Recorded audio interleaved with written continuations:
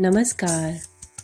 ओम नमो भगवते वासुदेवाय नमः। धार्मिक शास्त्रों के अनुसार देवशयनी एकादशी से चातुर्मास का प्रारंभ भी हो जाता है। इस व्रत को करने से भगवान विष्णु के साथ साथ माता पार्वती की भी विशेष कृपा व्यक्ति पर रहती है।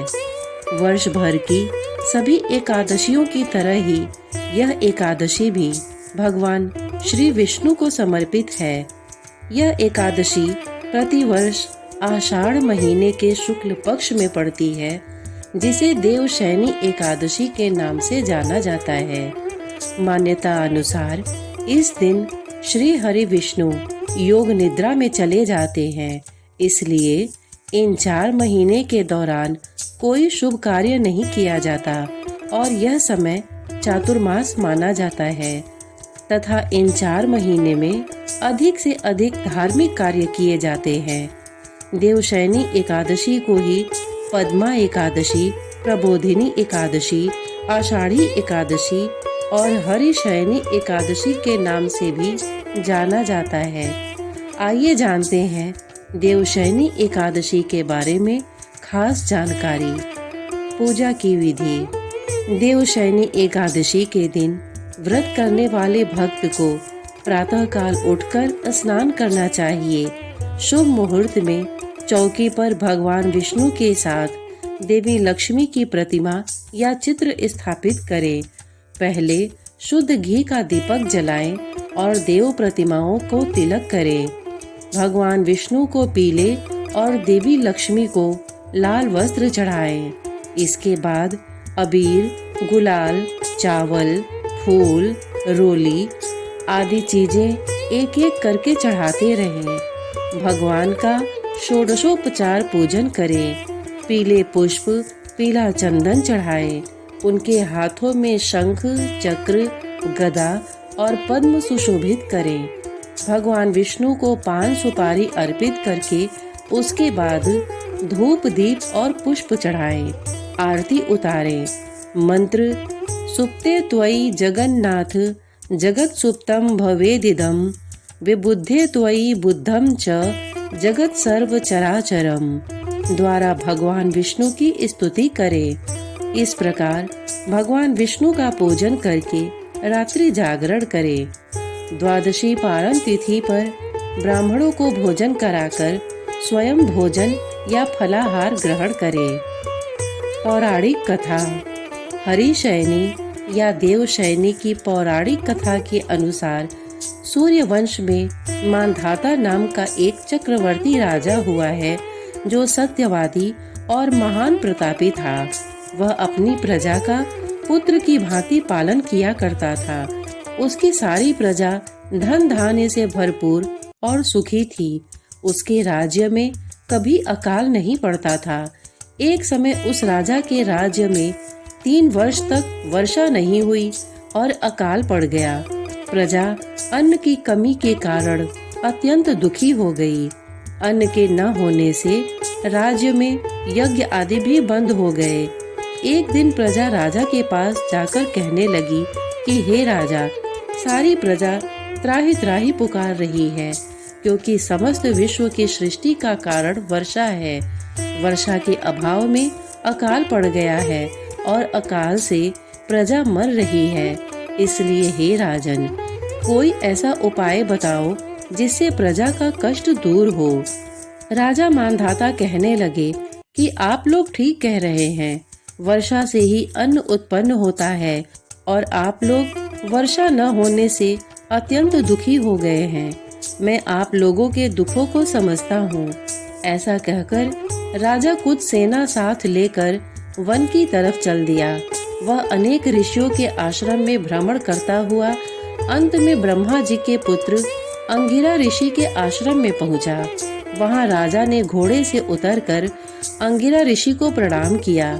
मुनि ने राजा को आशीर्वाद देकर कुशल क्षेम के पश्चात उनसे आश्रम में आने का कारण पूछा। राजा ने हाथ जोड़कर विनीत भाव से कहा कि हे भगवान, सब प्रकार से धर्म पालन करने पर भी मेरे राज्य में अकाल पड़ गया है। इससे प्रजा अत्यंत दुखी है राजा के पापों के प्रभाव से ही प्रजा को कष्ट होता है। ऐसा शास्त्रों में कहा है। जब मैं धर्मानुसार राज्य करता हूँ तो मेरे राज्य में अकाल कैसे पड़ गया, इसके कारण का पता मुझको अभी तक नहीं चल सका। अब मैं आपके पास इसी संदेह को निवृत्त कराने के लिए आया हूँ। कृपा करके मेरे इस संदेह को दूर कीजिए। साथ ही प्रजा के कष्ट को दूर करने का कोई उपाय बताइए।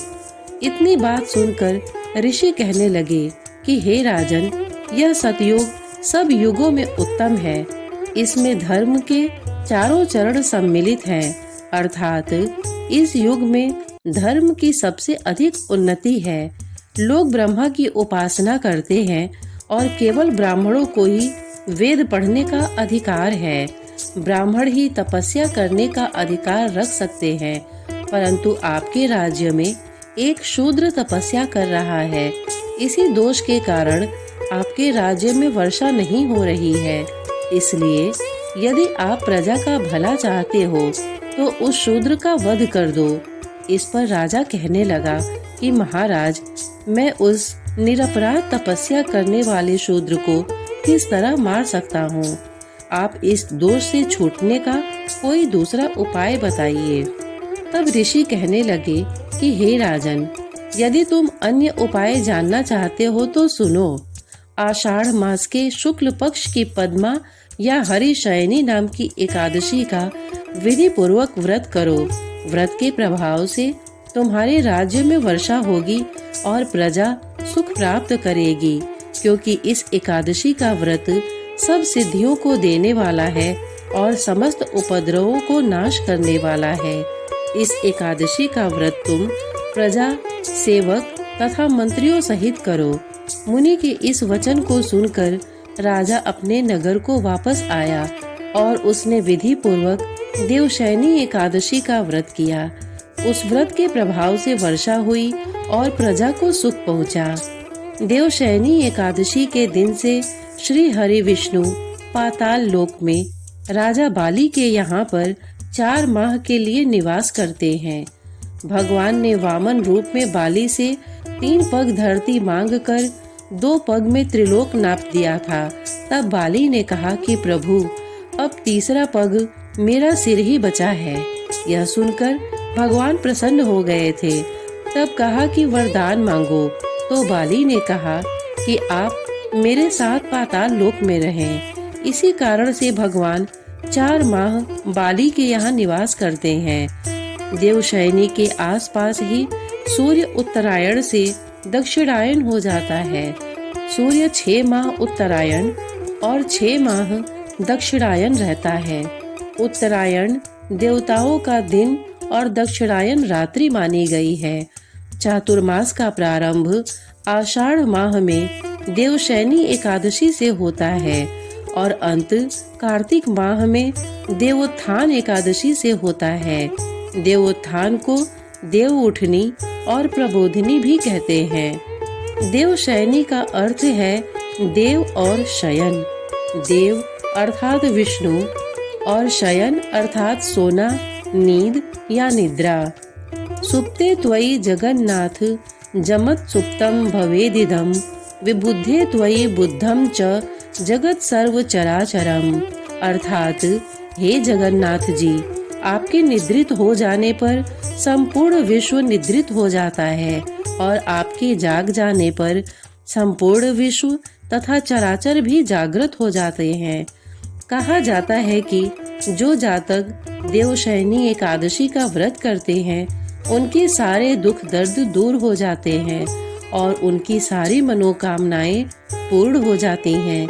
देवशयनी एकादशी का व्रत सब व्रतों में उत्तम है। इस व्रत से समस्त पाप नष्ट हो जाते हैं। इस व्रत के करने से भगवान विष्णु प्रसन्न होते हैं। इस दौरान विधिवत व्रत रखने से पुण्य फल की प्राप्ति होती है और व्यक्ति निरोगी होता है।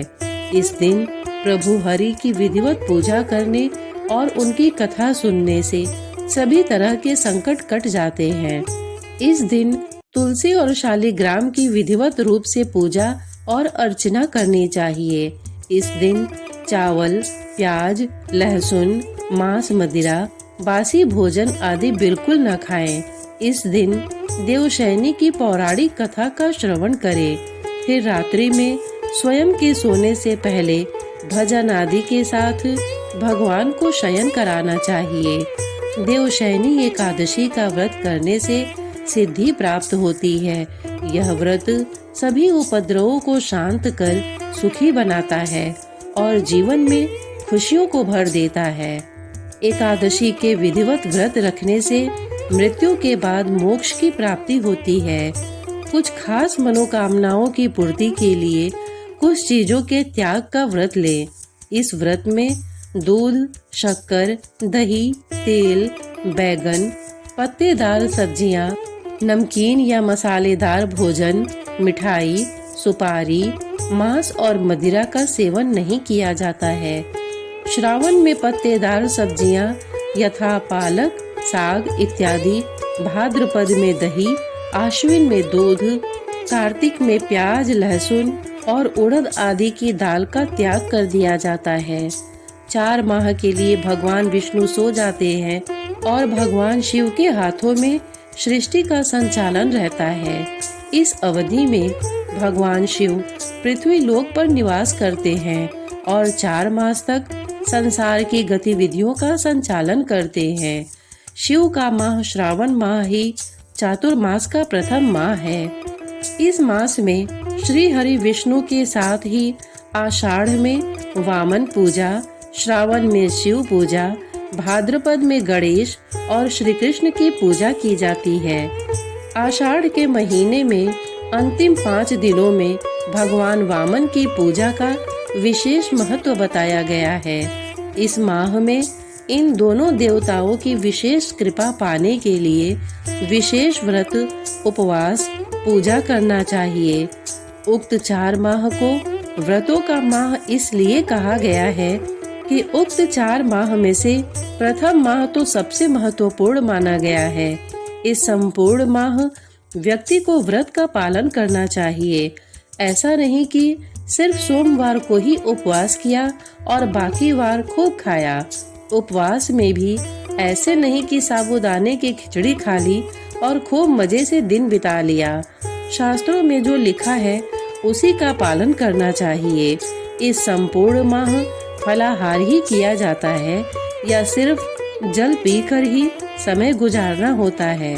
चातुर्मास में देव पूजन, रामायण पाठ, भागवत कथा पाठ, व्रत, दान, साधना और ध्यान करना चाहिए। माह में 2 एकादशियां होती हैं, अर्थात आपको माह में बस 2 बार और वर्ष के 365 दिनों में मात्र 24 बार ही नियम पूर्वक एकादशी व्रत रखना है। हालांकि प्रत्येक तीसरे वर्ष अधिक मास होने से 2 एकादशियां जुड़कर ये कुल 26 होती हैं। पुराणों के अनुसार जो व्यक्ति एकादशी रहता है वह जीवन में कभी भी संकटों से नहीं घिरता और उसके जीवन में धन और समृद्धि बनी रहती है। अतः इस मास की एकादशी का व्रत सब मनुष्यों को करना चाहिए। यह व्रत इस लोक में भोग और परलोक में मुक्ति को देने वाला है। इस कथा को पढ़ने और सुनने से मनुष्य के समस्त पाप नाश हो जाते हैं। चातुर्मास में संत एक ही स्थान पर रुककर तप और ध्यान करते हैं। चातुर्मास में यात्रा करने से ये बचते हैं क्योंकि ये वर्षा ऋतु का समय रहता है। इस दौरान नदी नाले उफान पर होते हैं और कई छोटे छोटे कीट उत्पन्न होते हैं।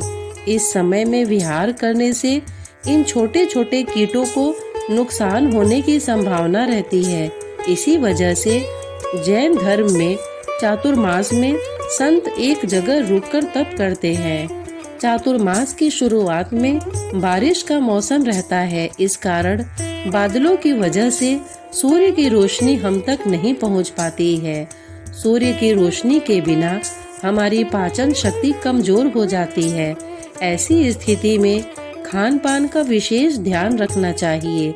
खाने में ऐसी चीजें शामिल करें जो सुपाच्य हो, वरना पेट संबंधित बीमारियां हो सकती हैं। जानिए इस एकादशी पर किस तरह तुलसी को पूजा में कर सकते हैं शामिल। देवशयनी एकादशी पर तुलसी उपाय करना बेहद शुभ और लाभकारी माना जाता है। तुलसी के पौधे की विशेष धार्मिक मान्यता होती है और तुलसी को तुलसी माता कहकर संबोधित किया जाता है। धार्मिक मान्यताओं के आधार पर तुलसी भगवान विष्णु की प्रिय होती हैं और एकादशी पर तुलसी पूजा करने पर स्वयं भगवान विष्णु प्रसन्न होते हैं। माना जाता है कि एकादशी की पूजा में तुलसी के समक्ष घी का दीपक जलाना शुभ होता है। इस दिन 11 बार तुलसी की परिक्रमा करने पर जीवन में खुशहाली के योग बनते हैं। पूजा के भोग में तुलसी का इस्तेमाल किया जा सकता है। पंजीरी में तुलसी दल तोड़कर डाले जा सकते हैं। तुलसी माता पर लाल चुनरी डालना शुभ होता है। इससे दाम्पत्य जीवन बेहतर होता है। एकादशी का भोग। एकादशी के दिन भोग के लिए जायकेदार घी का हलवा बनाएं। आइए जानते हैं उसको बनाने की आसान विधि। सामग्री: 1 किलो लौकी या घिया कद्दूकस की हुई, 50 ग्राम ताजा मावा अर्थात खोया, 2 बड़े चम्मच घी, 150 ग्राम शक्कर, 2-3 केसर के लच्छे, आधा चम्मच इलायची पाउडर, थोड़ी सी मेवा का कतरन। विधि: सबसे पहले एक कढ़ाई में घी डालकर कद्दूकस की हुई लौकी को हल्का भूनकर अलग रख लें। अब कढ़ाई में थोड़ा सा पानी डालें, फिर चीनी डालें। जब शक्कर पूरी तरह घुल जाए तब इसमें भुनी हुई लौकी डालकर चलाएं। जब शक्कर का पानी पूरी तरह खत्म हो जाए और चाशनी जैसा गाढ़ा दिखाई देने लगे तब इसमें मावा डालकर हिलाएं। फिर मेवा कतरन और इलायची पाउडर डालें और अच्छी तरह चलाकर 2-3 मिनट तक पकाएं। अब केसर को हाथ से मसलकर ऊपर से बुरक दें। लीजिए, आपके लिए तैयार है घिया का जायकेदार हलवा। अब भगवान को भोग लगाएं और व्रत के दिनों में इसको अपने फलाहार